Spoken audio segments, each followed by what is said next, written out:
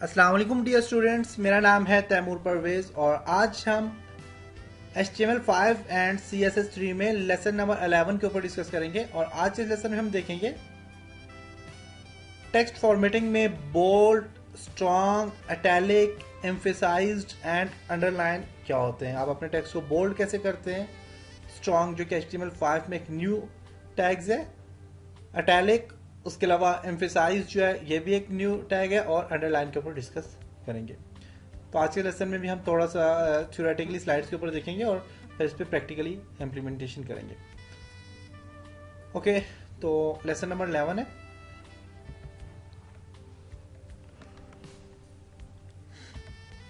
Introduction to HTML formatting elements. HTML formatting elements जो होते हैं वो बेसिकली आपके जो टेक्स्ट होता है इसमें आपने अगर कहते हैं कि HTML also define special elements for defining text with a special meaning, कि आपके जो टेक्स्ट होता है उसको एक ख़ास मकसद या ख़ास मीनिंग देने के लिए जो है तो टेक्स्ट में कुछ स्पेशल इफेक्ट्स अप्लाई किए जाते हैं, उनको हम फॉर्मेटिंग कहते हैं। जैसे कि हमने टेक्स्ट को जो है तो किसी चीज़ को हाईलाइट कर दिया, किसी टेक्स्ट को बोल्ड कर दिया, अंडरलाइन कर दिया, तो वो भी कुछ खास मकसद के लिए हम ये काम करते हैं। तो उसके लिए हम जो होते हैं स्पेशल फॉर्मेटिंग यूज़ करते हैं। तो फॉर्मेटिंग में हमने बोल्ड टेक्स्ट के ऊपर डिस्कस करना है, और important text, italic, emphasised text, mark text, small, deleted, intersected text, subscribe text और सुपरस्क्रिप्ट टेक्स्ट के ऊपर डिस्कस करेंगे।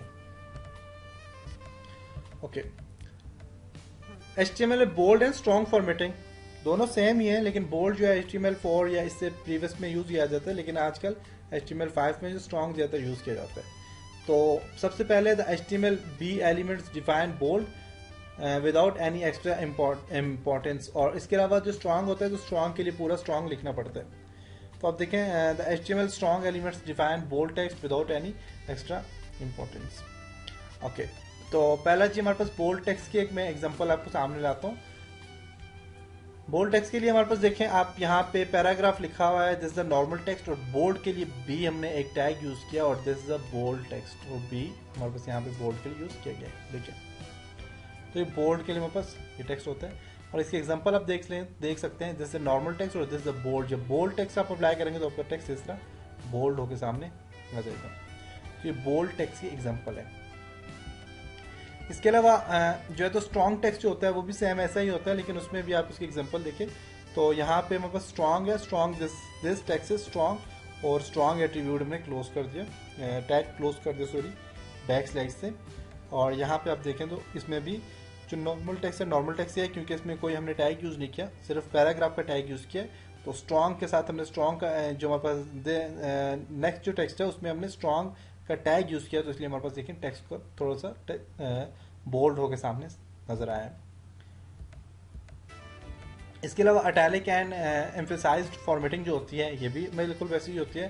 तो इनका फंक्शन क्या होता है कि आप अपने टेक्स्ट को कुछ इटैलिक शेप में मूव करना चाह रहे हैं तो आप इटैलिक शेप में मूव कर सकते हैं। और दूसरे जो हमारे पास एम्फेसाइज्ड टेक्स्ट होता है उसके लिए जो हमारे पास टैग यूज़ होता है EM यूज़ होता है, और जबकि इटैलिक के लिए I टैग यूज़ होता है।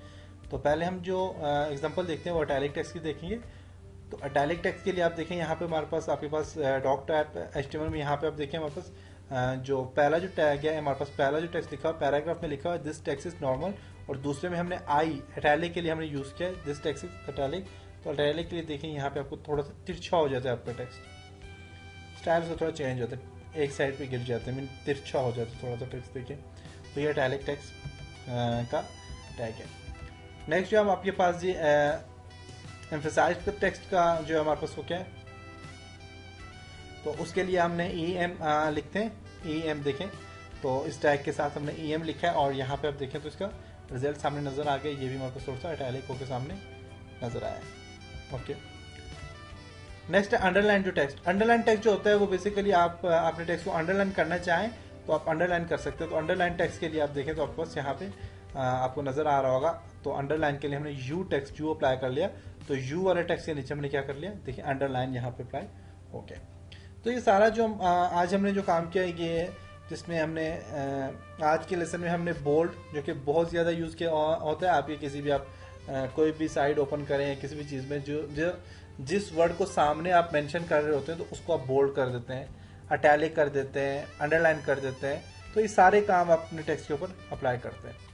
तो स्टूडेंट, जो आपका अटैलिक और अटैलिक आपका जो अटैलिक हो गया, और उसके अलावा जो आपका बोल्ड हो गया, ये HTML 4 या इससे प्रीवियस वर्जन में यूज़ होता था। उसके बाद जो नेक्स्ट है वो स्ट्रॉन्ग एंड कौन सा जी, हाँ, एम्फसाइज्ड टेक्स्ट यूज़ किया जाता है। उसके अलावा तो उम्मीद करता हूँ आपको इस लेसन की समझ आई होगी, और इंशाल्लाह अब नेक्स्ट लेसन में मिलते हैं, और नेक्स्ट लेसन में हम डिस्कस करेंगे कुछ बल्कि नेक्स्ट लेसन में हम इसी के ऊपर प्रैक्टिकल काम करेंगे, और फिर कुछ और नया सामने लेके आएंगे। और आपके जितने भी आपके पास टैग यहाँ पे सामने आ रहे हैं, आप इसको बार बार इस लेसन को देख के आप स्टॉप करके, तो जहाँ पे स्लाइड सामने आ रही है तो यहाँ से अब ये टैग पास लिख लें। जैसे कि आपके पास जो है तो एम्फसाइज्ड का टैक्स्ट है, EM टैग है, EM। तो ये आप प्रैक्टिकली काम करें तो आपको सामने नज़र आ जाएगा। लेकिन हम नेक्स्ट लेसन में इस पर काम इंशाल्लाह प्रैक्टिकली काम भी करेंगे। तब तक अपना बहुत सारा ख्याल रखिएगा, अपनी दुआओं में याद रखिएगा। खुदा हाफिज़।